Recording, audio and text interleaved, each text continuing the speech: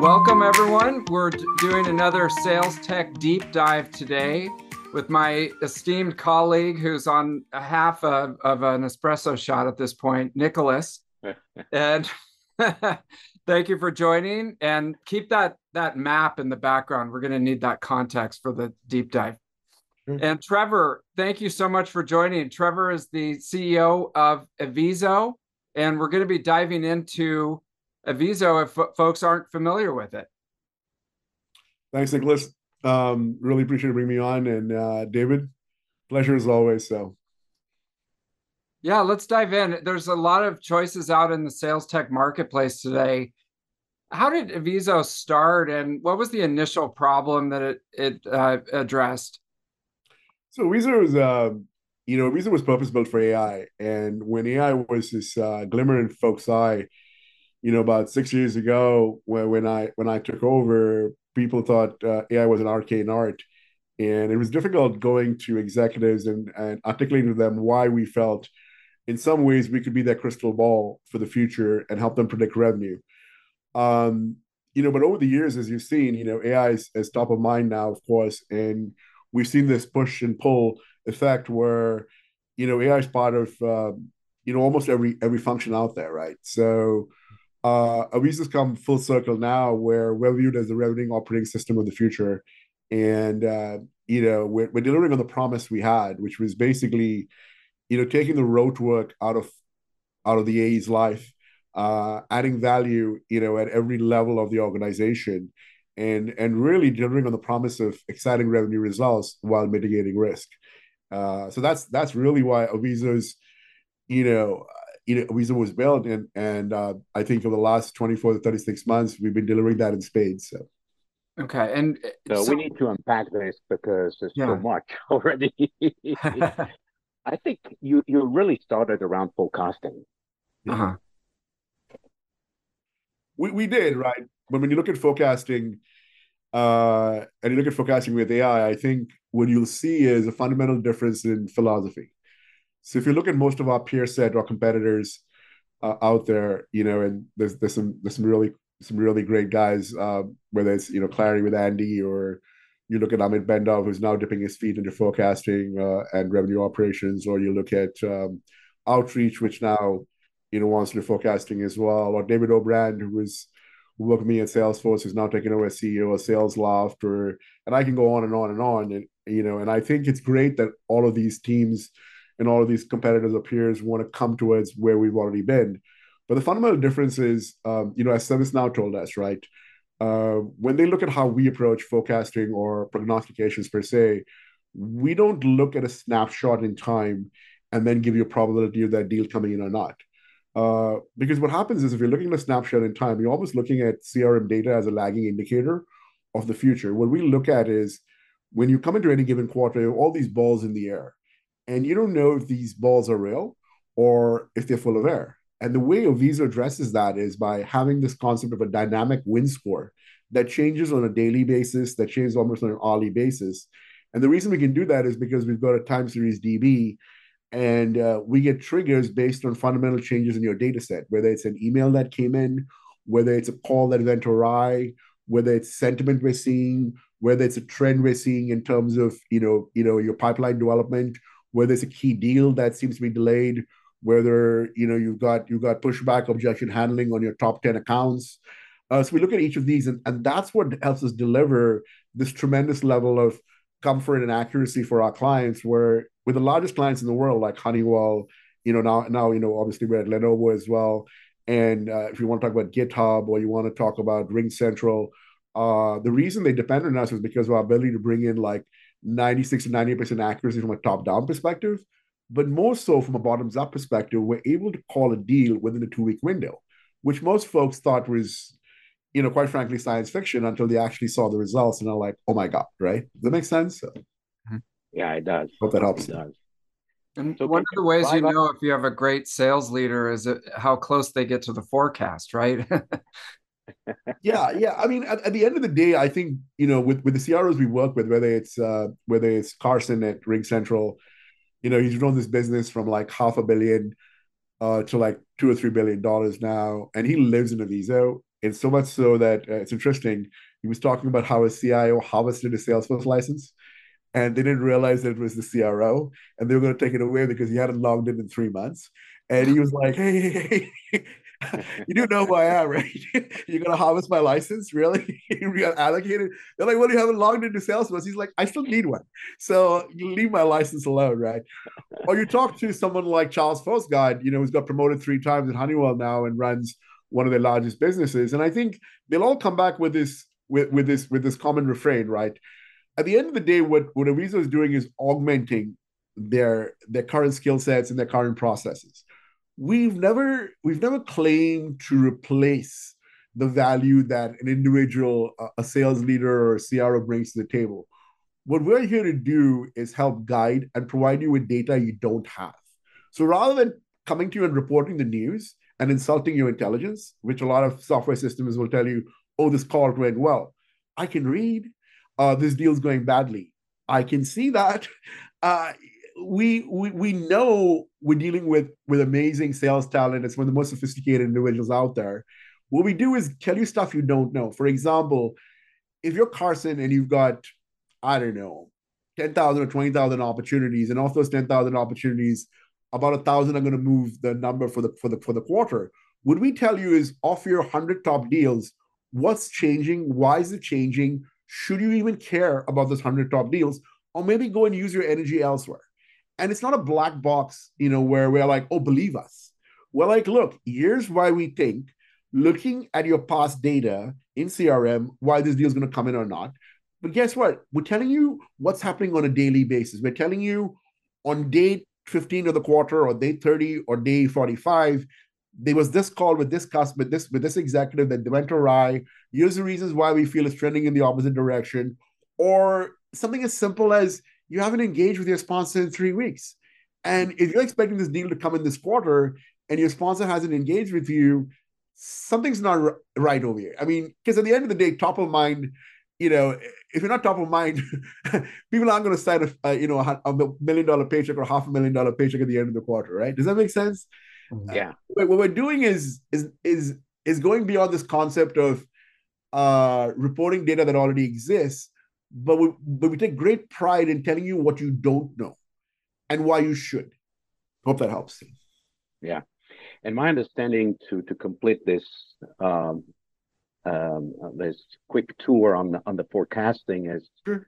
you're also particular because you go deep in not just the CRM or the customer success management system, but you suck information, or you go deep with all the other systems that collectively present the view of customers, for the type of large customers that you are serving.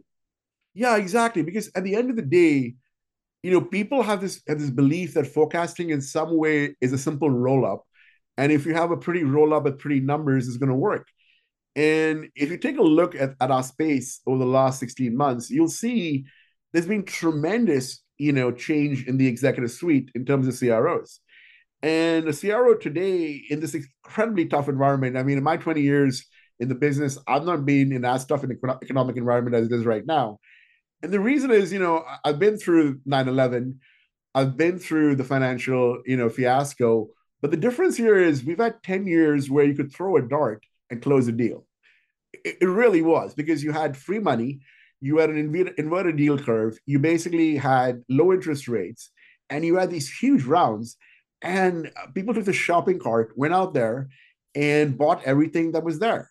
And if your friend told you it worked, awesome. I got the money, no approvals. Today, any deal we do, we see the CFO heavily involved. They want to know what the value is. They're looking at the existing investments and saying, "Is this justified? I mean, do I really want to spend $150 a month for a call recording tool that gives me information I already know? Should I look at a Zoom then, perhaps? Why do I need to pay this much money for some of these expensive CI tools?" Or if I'm looking at a forecasting tool, or I'm looking at an activity management tool like a relationship management, or even stuff like sales engagement. I'm a huge fan of Manny Medina's, and obviously I have a lot of respect for David and the work he did at Salesforce. But when I look at outreach, or when I look at Salesloft and the pressure they're under, both from the fact that you got folks like Gong, and then Claribot Grooves, and obviously our solution out there that a fundamentally different view of looking at sales engagement and how SDRs engage. And then you've got, Yahoo and Google, as you guys know, with their limits, where an organization can get banned if you follow the old cadence of spray and pray. I mean, nothing exasperated me more as a CRO to get 10 emails, even to folks who left the company with the same message from the same person. And I'm like, you've obviously not done your research. This is not curated. And I'm going to throw a dart and hope Trevor has this opportunity. I'm like, you don't know your audience. You don't know the person you email. You're just doing it because I'm some name on a contact list. And that's gone away, right? So where I was going with this was a large part of what we do is we want to know who the person is we're selling to, but we also want to know the strengths of the person who's using our tool.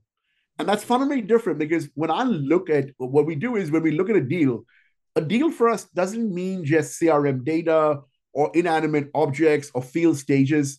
It's about who is the buyer. Has that buyer bought from you guys before? Has that buyer shown he has authority? Who else is in the buying cycle? What is the product being sold? How often are you engaging with them?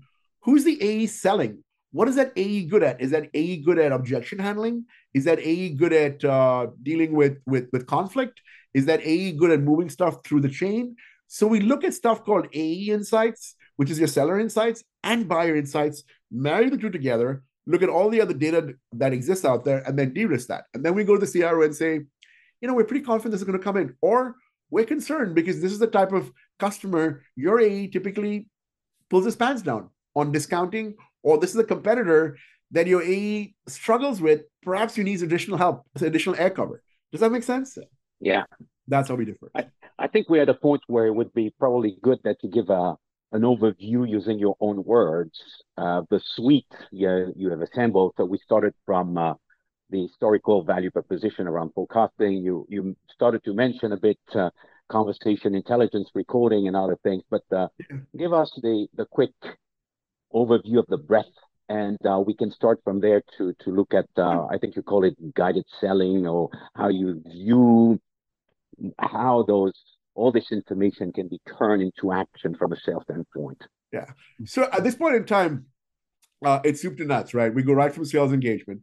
And for us, when you look at sales engagement, the fundamental difference is we partner with a company called Bombora, and we get intent from them. We take that intent, we use that for AI-based triggers on who to contact. So there's no spray and pray approach. It's who to contact at what point in time, is the right time, is the right audience you want to interact with. It's AI-based triggers in the sense, we basically guide the SDR or the rep, because often, there's a morphing of the organizations where, the SDR and the AE are fulfilling the same role in some cases because of cost constraints or whatever. So we provide that intelligence to the AE. We also provide intelligence on existing accounts for upsell, cross-sell, and whether or not you should be contacting certain people, white space analysis, etc. Then, of course, there's the concept of lead routing, lead scoring, which we fulfill. And that's all top of the funnel, including marketing intelligence. We then go into actual opportunity management, pipeline development, understanding the quality of your pipeline, understanding whether or not you've got enough 3, 6, 9 months down the line. When we look at forecasting, for us, forecasting is this holistic process that has tentacles that go both upstream and downstream. So the question then is, when you're looking at a forecast, what's the quality of the lead that came in? What's the quality of the SQL of the opportunity? Is this something you want to rank highly? Then who do you route it to, whether it's an AE or an SDR?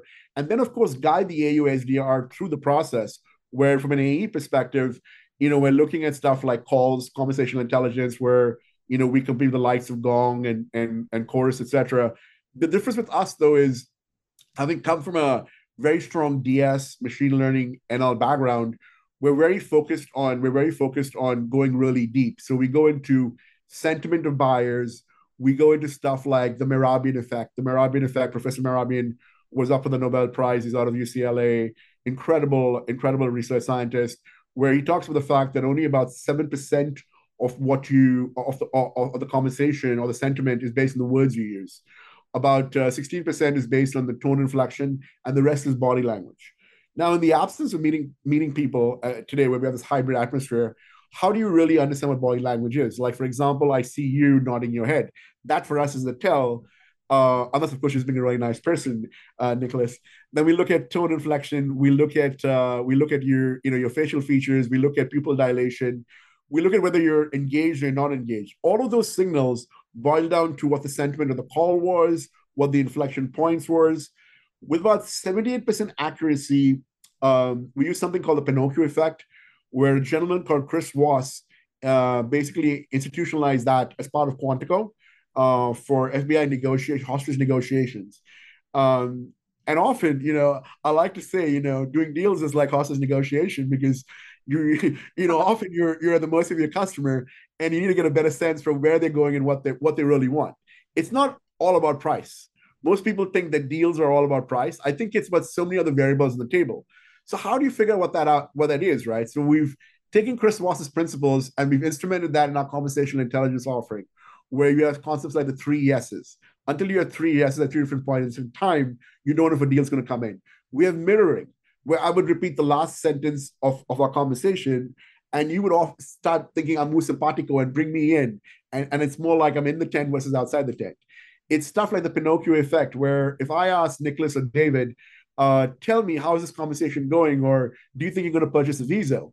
And if your answer has past participles, run-on sentences, if you basically go around in circles answering my question, more often than not, you're prevaricating. I couple that with a change in your tone, because believe it or not, most human beings think they're very good at lying, but they're not.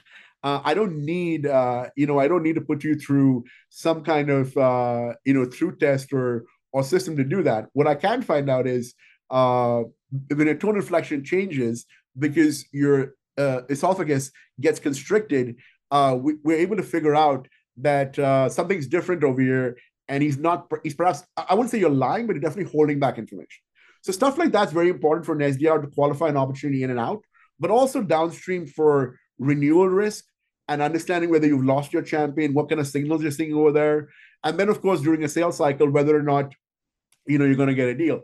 So then, of course, we go to forecasting intelligence, where we also look at email calendar. We look at the body of the email, because we found that customers especially, are not exactly confrontational, unless, of course, you meet someone like a Gary Reiner, who was head of procurement at GE, and now is a General Atlantic, good friend of mine. Gary had no qualms telling you where to get off, right? I had that fond experience with Safra Katz when we negotiated with GE. But most people don't like confrontation. So how do you figure out? So we found that they're very candid in emails. They'll tell you, we like this, we don't like this. But even in emails, how do you sift through what are the important signals, what are not? So we run our NLP models in an email body, and we tell you that. And then all this information, you don't have to go search for it, right? We send it to you through triggers or automated alerts or weekly digests. And the best part is, with generative AI, you're now able to talk to that data. And when I say talk to the data, this is not open AI where you got a stochastic parrot or you got hallucinations, because we're not interested in the wide universe of the internet. We're interested in your IP. We're interested in your data and what's relevant to you and in context. One of the reasons Lenovo is using our generative AI is because of the fact that we're so specific to the customer. Your information is behind your firewall. And of course, we're very careful about the models. We use Vicuna Falcon. We use Llama 2. We create the models for you. We train them on your data, and you own them. It's not some generic model out there or someone else owns that data or that training, right? But what that does for you is, I was talking about earlier, right? Generative AI for us is amazing because it allows you to talk to data. But what people don't realize is generative AI is almost like a syllogism, right?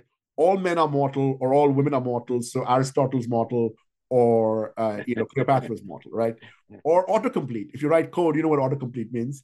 But that's really what generative AI does. Now, don't catch me wrong, right? We should have realized this a long time ago, because there's limited sentence structures in language. Now non-verb, now non-adverb. But of course, OpenAI did it. So kudos to them. They've opened this whole new world to us. But what ChatGPT or OpenAI can't do is by saying, hey, why don't you go and tell me what the atmospheric pressure on the 6th moon of Jupiter is. It's going to say, Trevor, are you smoking something really good? How am I supposed to know that? That data doesn't exist.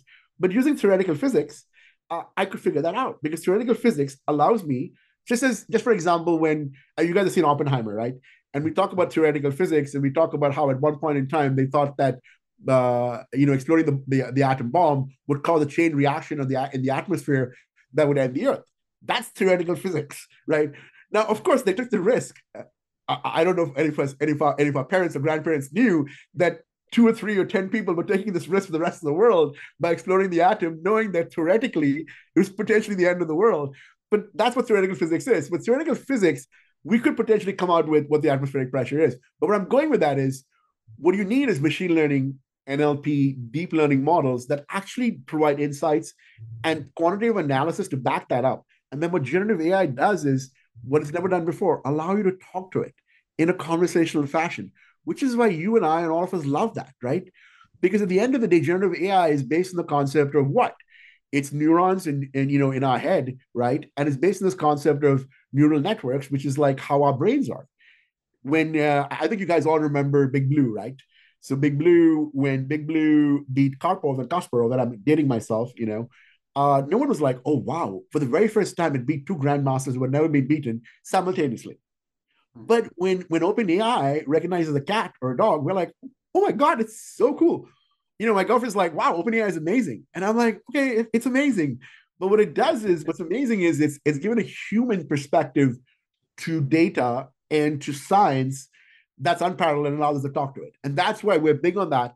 And we have Mickey, we were talking about it, which sits on top of all our data, allows you to talk to this data, get the intelligence you need, and on day one of your job, be productive, whether you're a CRO or a CEO or any knowledge work in the organization. So I know I said a lot, but that's what Aviso does today.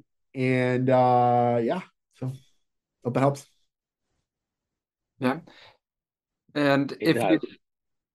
if you're bringing it to the day in the life of Sure. For example, like an inside sales rep, they come in and we don't want them to use Salesforce anymore. How do they use it? Well, one they'd have a weekly digest that tells them this is what their week's going to be like. It would tell them, here are your top leads of the week. Here's the top intent scores. Here are the contacts you want to target. And then they could basically say, why do I want to contact this person? And it would give you all the reasons why, Bombora score, et cetera, et cetera. And then it would say, okay, tell me about this account. Go and look at their last earnings call. Do a synopsis of their last earnings call. Do a synopsis of their 10K. Now, once that's done, okay, now marry that up to my products and write an email for me that tells me, that's compelling. Write an email for me to the CFO, connecting the two, your M&A requirements or some of your top 5 strategic objectives and my products. It will create the email. You can then go and look at the email. You can make it changes you want, because obviously at the end of the day, we're still dealing with the machine. And there's a certain impact, personal aspect. We haven't put in the stuff that's coming out with Google and with Microsoft around, I want this to sound like me and I want this to sound like you. We haven't done that work yet, but we are.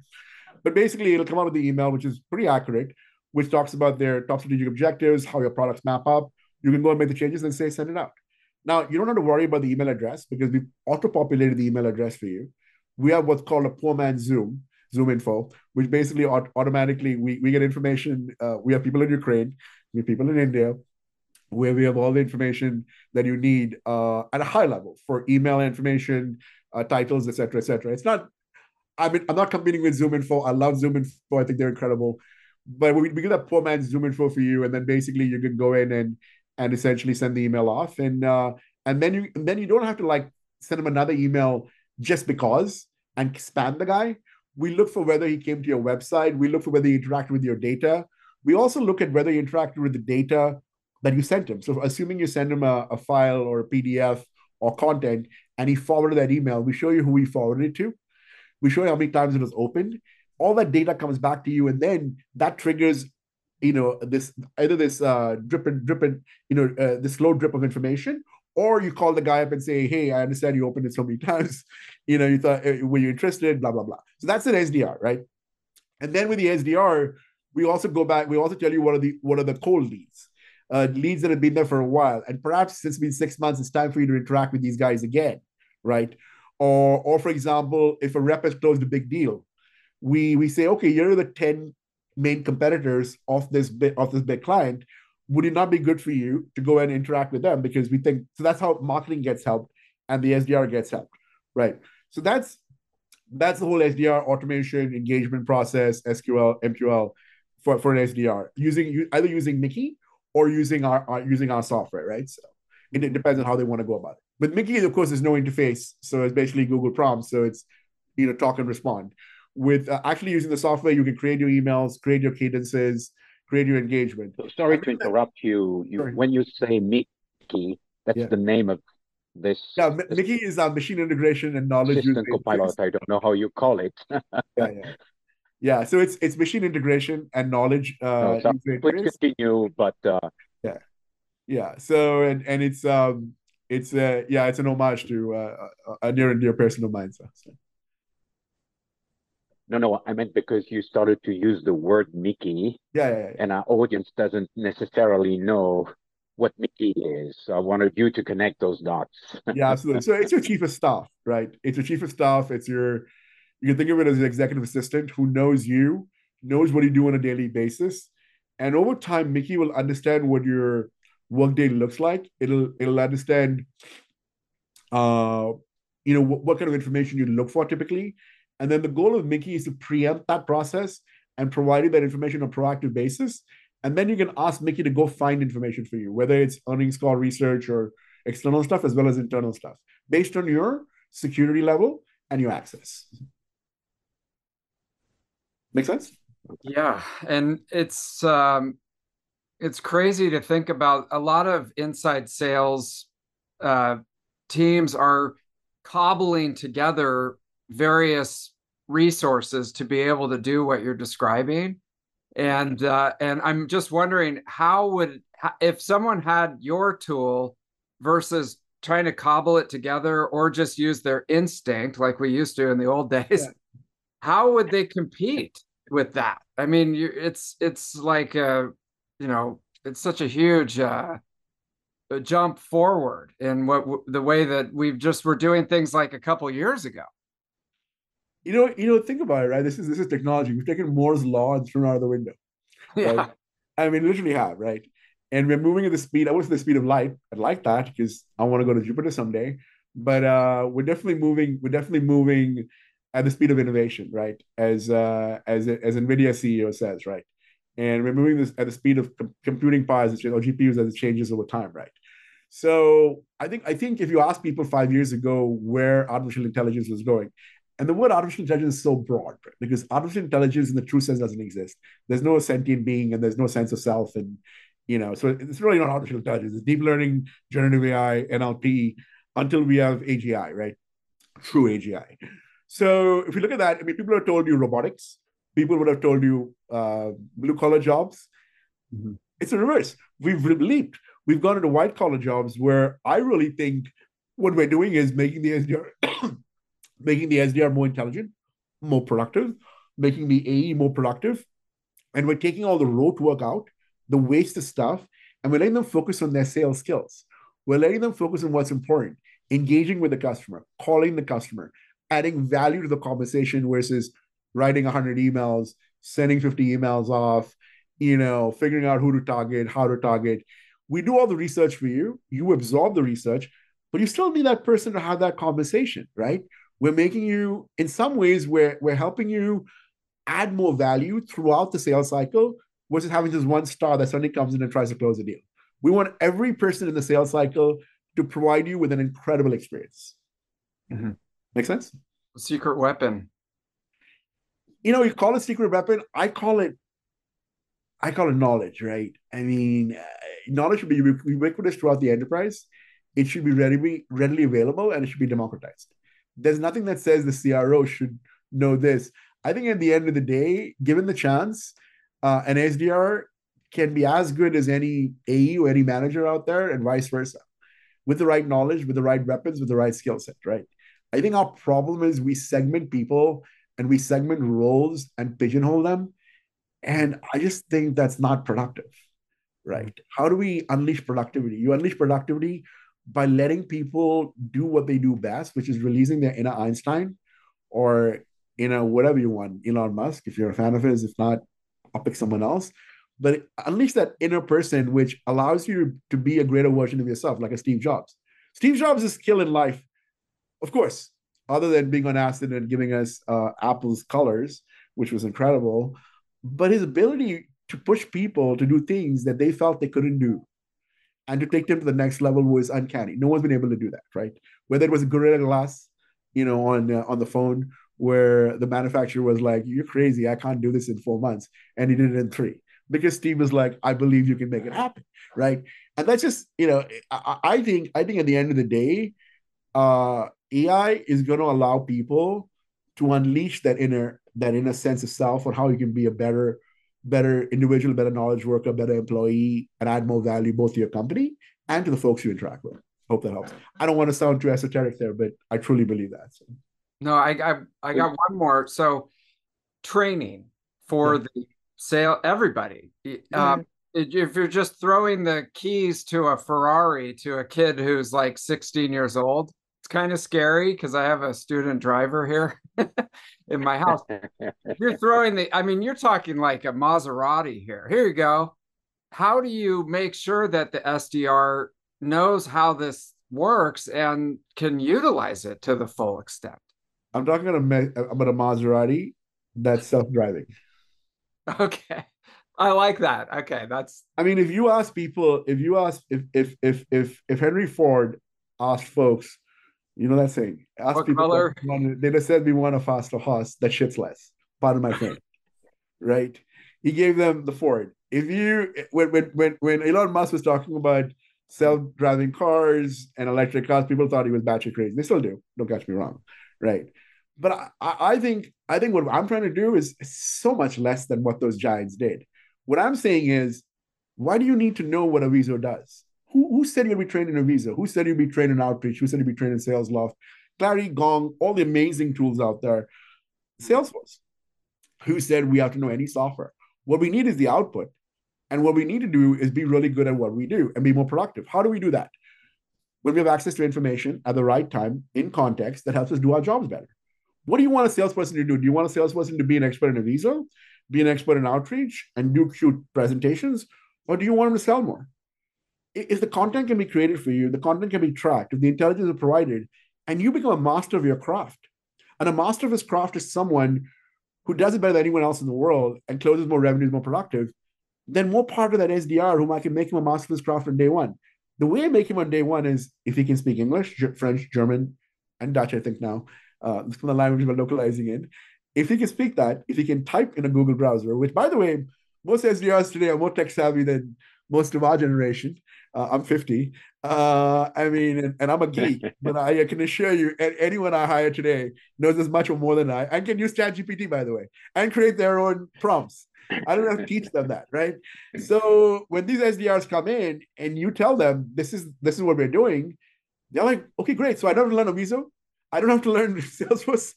I want to be at this company where I can ask questions and get all my information. I can do my cadences. And then the beauty is it's self-learning, right? So for example, if we see that you're not good at objection handling, that perhaps discounting, or if you're early in your sales career and you have a tough time, handling that ROI case, we then send a trigger to your sales enablement solution that provides you with a course or recommendation that spend 10, 15 minutes of this. Because what we found is it's always easier to get people to go and look at 10, 15 minutes of a course when it's still fresh in their mind versus having them go and do a boot camp for 1 week and half the time they're half asleep or playing on their computers or doing something else. Does that make sense? So going to your thing about enablement's the center of everything we do, but it's about self-enablement and self-improvement and knowledge sharing through a question, through a UI that's Google. And I think most people you'll find today can know how to type out a question or ask a question and then be guided through the process. The other things we do, which I haven't gone into, we have what's called playlists. So think about it, right? I mean, as I said before, I'm autistic. And unfortunately, in autism, you have 3 ways. You either think in terms of slides, you think in terms of numbers, or you're artistically inclined or musically inclined. I am horrible on 3. So I'm fully functional. I'm good with numbers. I can go with pi till 39 decimals, 3.1415, etc., right? 9 to 6. I'm good with slides. I'm a photographic memory, which helps because I'm anal as hell. But when it comes to music, I suck. So what I do is when I'm working out, because I work out every day for about 50 minutes and then into my sauna and cold plunge, and I go and look at Rock's playlist. I go and look at Obama's playlist because I don't know the latest music, or I go and look at my friend's playlist, right? Certainly in sales, we have playlists. So SDR playlist, CRO playlist. And what we've done is we've gone and asked for the top 10, 20 things that a CRO wants to see on a daily basis, what ops wants to see on a daily basis. And we put it as playlist. Now, once you're the playlist goes through automatically and answers the questions based on your data. You can then go and add to your playlist. You can create your own playlist. You can pick questions and say, now this is David's playlist. Or you can ask additional questions. And if the data doesn't exist, it doesn't come back and say, create a data, like OpenAI created those cases in in New York, right? For those lawyers. We say, hey, this data is not available based on your permissions, or this data is not available because you haven't connected us to your Marketo system. And then you can say, hey, I want this, put a request into IT and get us connected, right?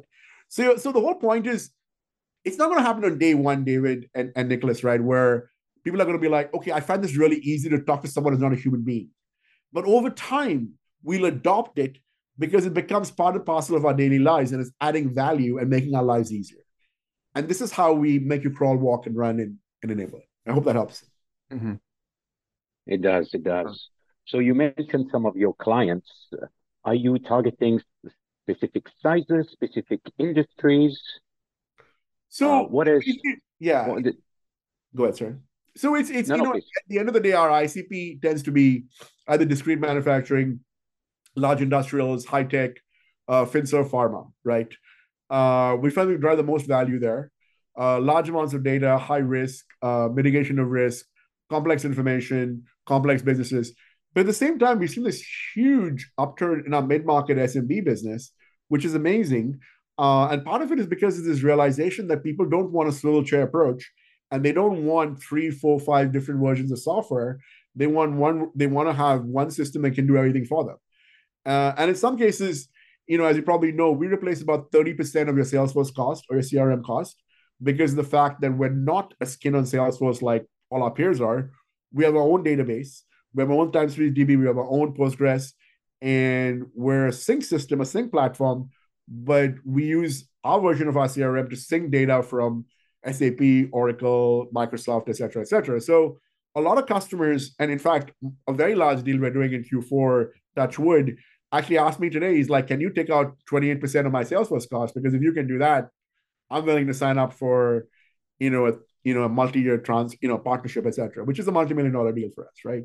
So we're seeing more and more people question the need for even paying that much money to a CRM, leave alone other systems of intelligence, right? So I hope that helps. Yeah.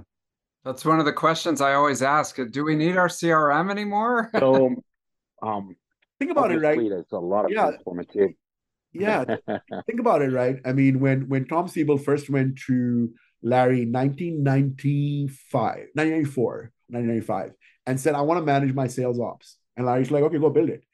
And he's like, with what? He's like, you got Oracle software. I mean, build it or use Excel or use whatever, right? And then Tom went off and built it, right? But ever since that day, whatever we built has always been top down, has always been about the manager managing the process. And it's really been about how do I close more business? It's about asking questions about why you're not doing something right versus helping you do something right and helping you actually improve, right? And I hated that, right? And then of course, Salesforce came out and said, we're going to change it. We're going to provide a 360-degree view.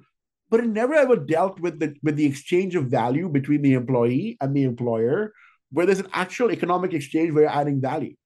And that's what we've been battling with and trying over the last several years to deliver, right? Is how can I make sure that the AE and the SDR feel like they're getting value and closing business and putting coin in their pocket versus just the manager looking at. Now, of course, CROs love us. I mean, they see everything.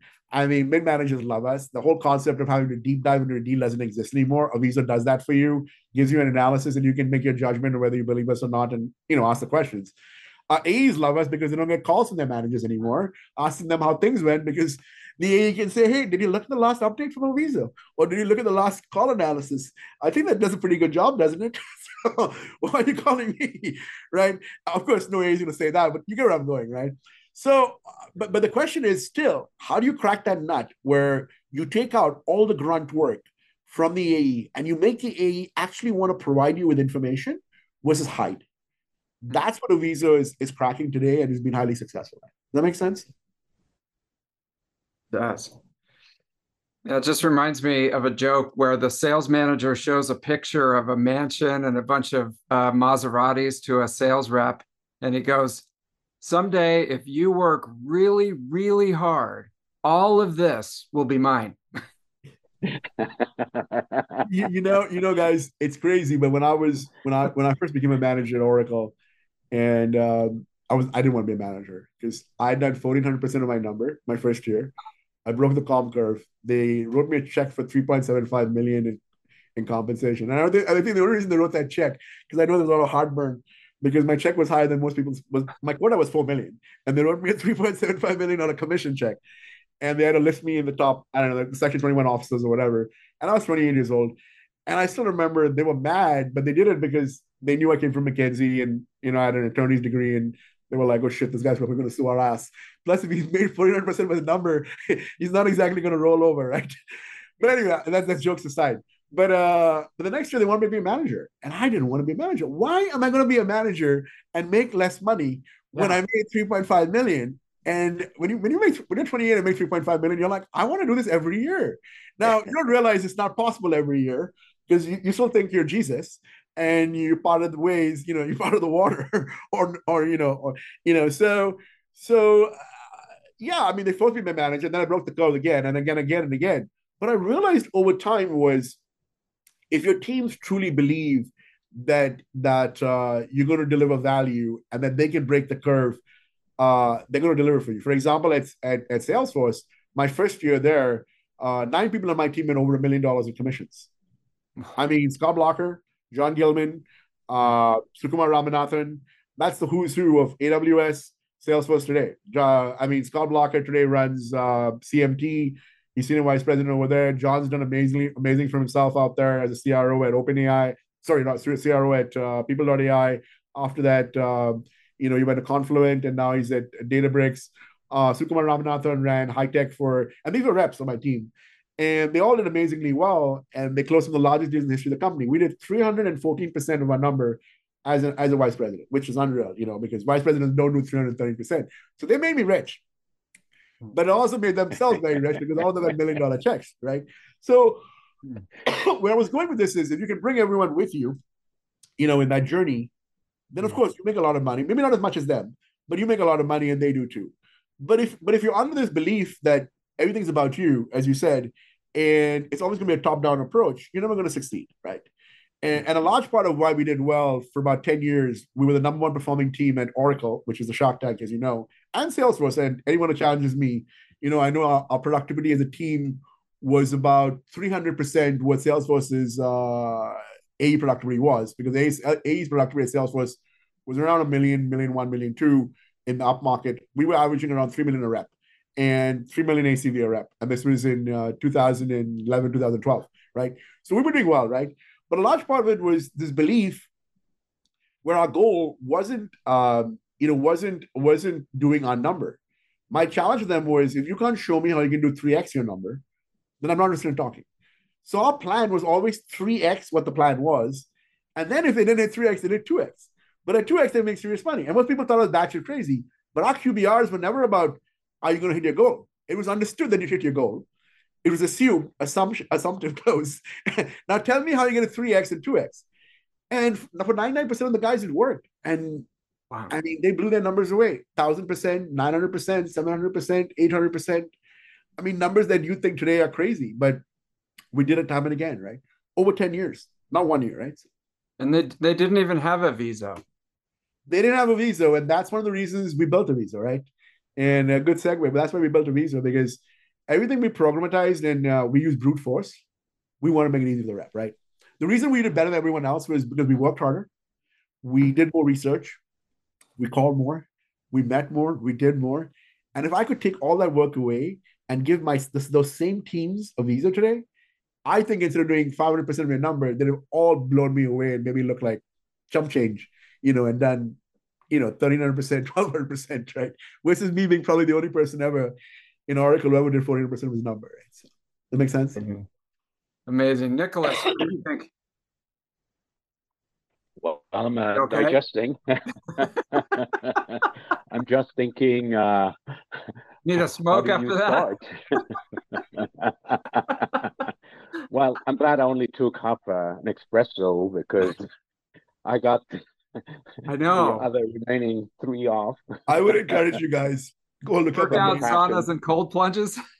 go look up the names of the guys I told you. Each of them, what I'm most proud about is how far they've come. I mean, they're just incredible individuals. Sukumar right now runs large enterprise for Anaplan, right? John Gilman, I told you about, Scott Blocker. Denise Dresser is what? She's now CRO of, or so Salesforce, sorry. I mean, and that's because, they have these good fundamentals. They have this amazing work ethic. And maybe I was blessed. Maybe I just was the luckiest manager in the world where I ended up with all A players, which, as you know, is very rare.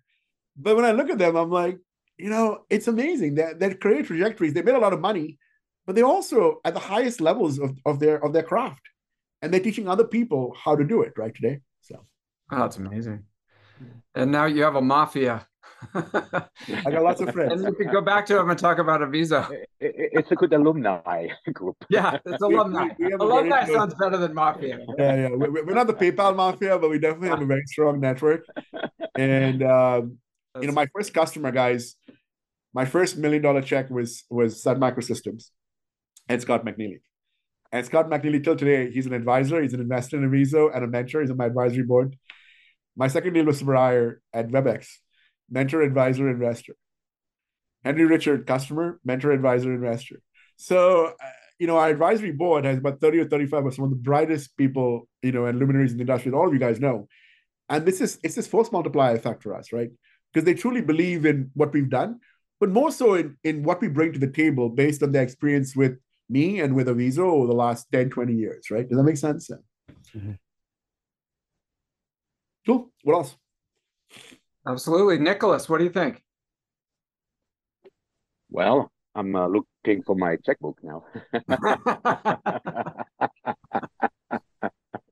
What? No surprise, you've been so much outperforming on your quota.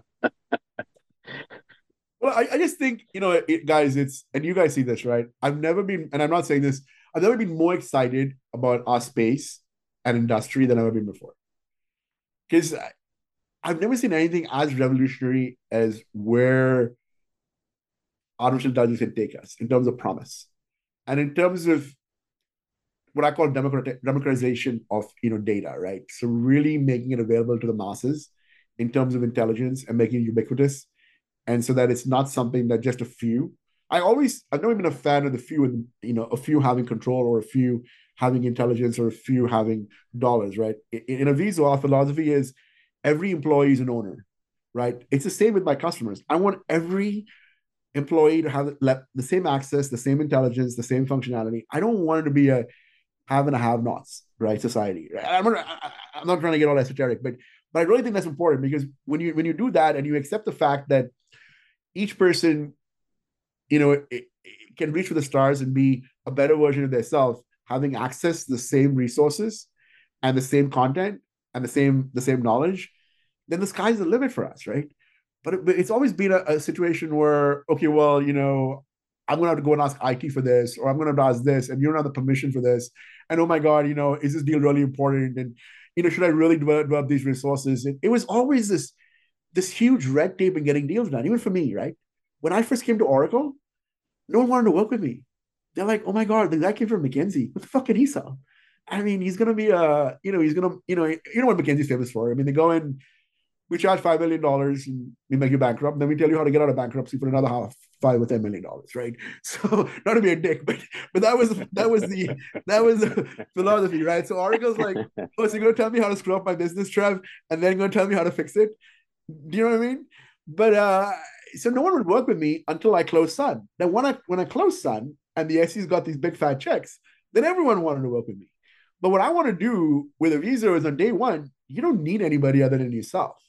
And if you're truly good at what you do and you have access to all this knowledge and you can prove yourself in the first couple of weeks, you're going to get access to all the information and all the people you want, right? So that's what Aviso does. Right? And it just works. You don't have to. It has to work, right? For us, you have no idea how mission critical we are. Salesforce can go down.